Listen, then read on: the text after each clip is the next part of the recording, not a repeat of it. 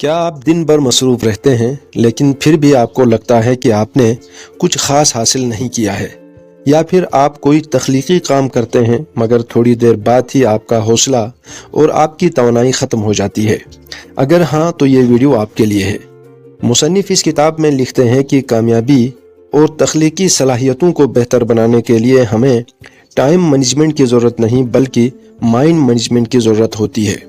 آج ہم ڈیوڈ کارڈاوی کی کتاب mind management not time management کو 10 اصولوں میں خلاصہ کریں گے۔ آپ توجہ فرمائیے۔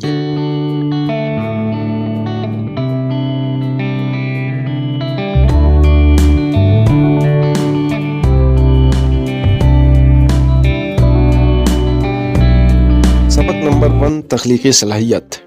مصنف لکھتے ہیں کہ ہم میں سے اکثر لوگ یہ سمجھتے ہیں کہ جتنا زیادہ وقت ہم کسی کام پر لگائیں گے اتنا ہی بہتر نتیجہ ملے گا، لیکن حقیقت یہ ہے کہ تخلیقی کام کے لیے مائنڈ مینجمنٹ کا ہونا بہت ضروری ہے۔ اگر آپ تھکے ہوئے ہیں یا پریشان ہیں تو چاہے آپ کے پاس کتنا ہی وقت کیوں نہ ہو، آپ اچھا کام نہیں کر سکتے۔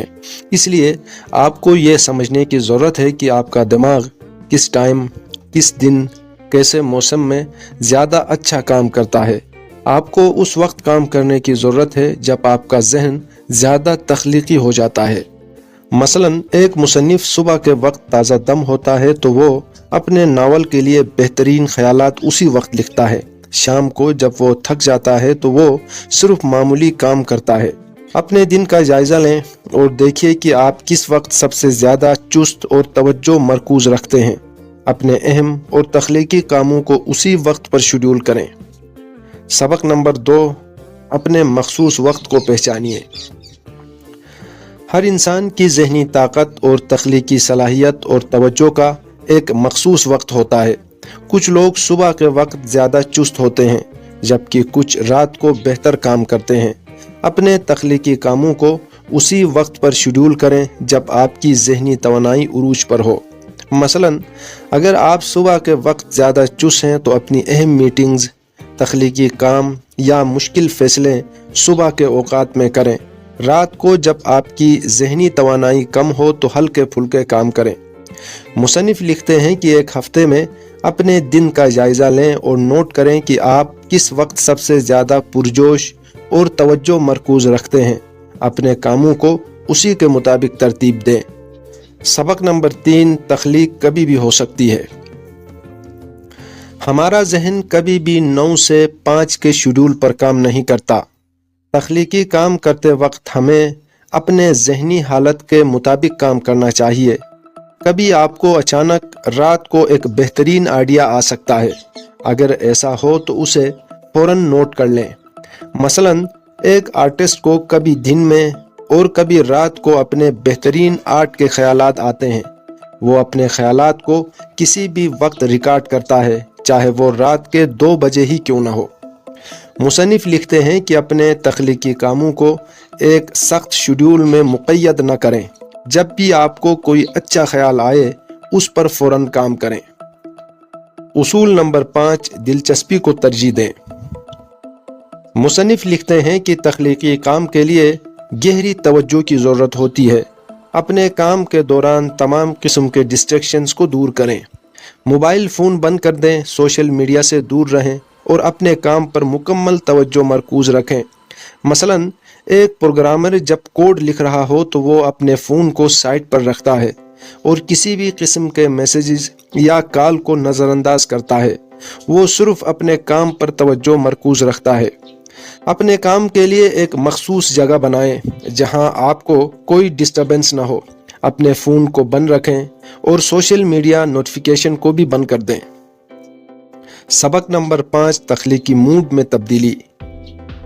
مصنف لکھتے ہیں کہ ہمارا ذہن ایک ہی قسم کے کام کو مسلسل کرنے سے تھک جاتا ہے۔ اس لیے اپنے کاموں کو تبدیل کرتے رہیں۔ کبھی تخلیقی کام کریں، کبھی تجزیاتی کام اور کبھی آرام کریں۔ مثلا ایک ڈیزائنر صبح کے وقت نئے ڈیزائن بناتا ہے، دوپہر کو کلائنٹ سے بات چیت کرتا ہے اور شام کو آرام کرتا ہے۔ اسی طرح وہ اپنی ذہنی تازگی برقرار رکھتا ہے۔ مصنف لکھتے ہیں کہ اپنے دن کو مختلف حصوں میں تقسیم کریں۔ ایک وقت میں صرف ایک قسم کا کام کریں اور ہر کام کے بعد تھوڑا سا آرام کریں۔ اصول نمبر 6، عادت کی طاقت۔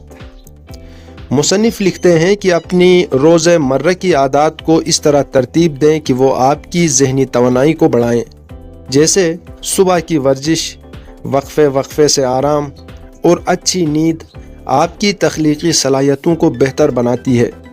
مثلا ایک لکھاری ہر روز صبح 15 منٹ مراقبہ کرتا ہے، جس سے اس کی توجہ بہتر ہوتی ہے۔ وہ ہر 2 گھنٹے بعد 5 منٹ کا وقفہ لیتا ہے تاکہ اس کی توانائی پھر سے بحال ہو سکے۔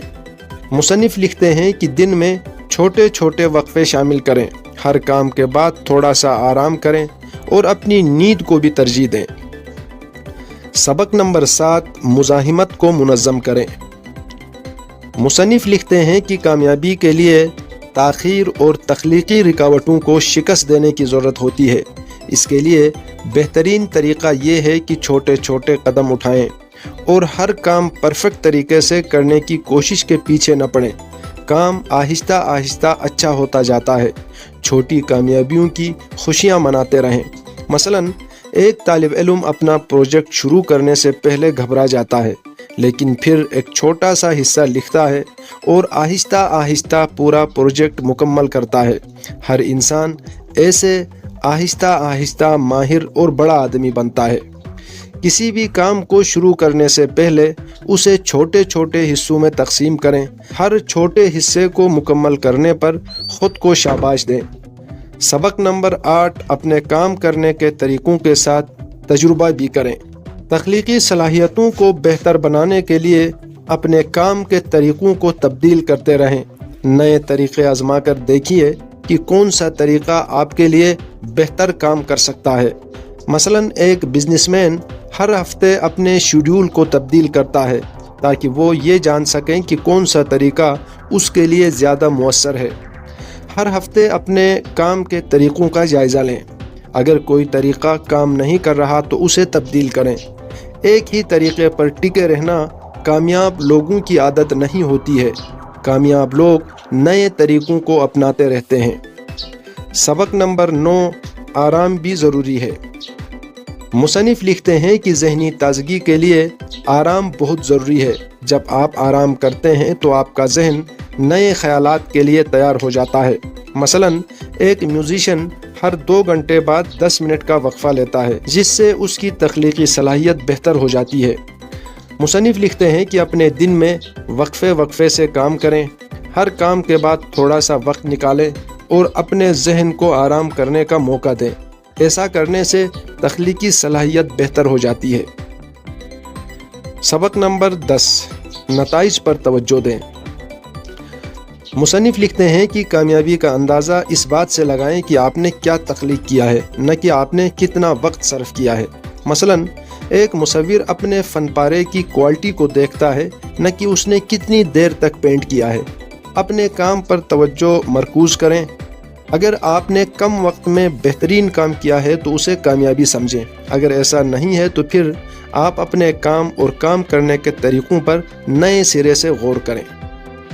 اختتامیہ، ڈیوڈ کارڈاوی کی کتاب ہمیں یہ سکھاتی ہے کہ تخلیقی صلاحیتوں کو بہتر بنانے کے لیے ہمیں اپنے ٹائم مینجمنٹ کو نہیں بلکہ مائنڈ مینجمنٹ کو منظم کرنے کی ضرورت ہے۔ اگر آپ بھی اپنی تخلیقی صلاحیتوں کو بہتر طریقے سے استعمال کرنا چاہتے ہیں تو آپ اس کتاب کا مطالعہ ایک بار ضرور کریں۔ اس کتاب کی مدد سے آپ اپنی تخلیقی صلاحیتوں کو نئی بلندیوں تک لے جا سکتے ہیں۔ اگر آپ کو یہ ویڈیو پسند آئی ہو تو لائک کریں، شیئر کریں اور چینل کو سبسکرائب ضرور کریں۔ آپ کا بہت بہت شکریہ۔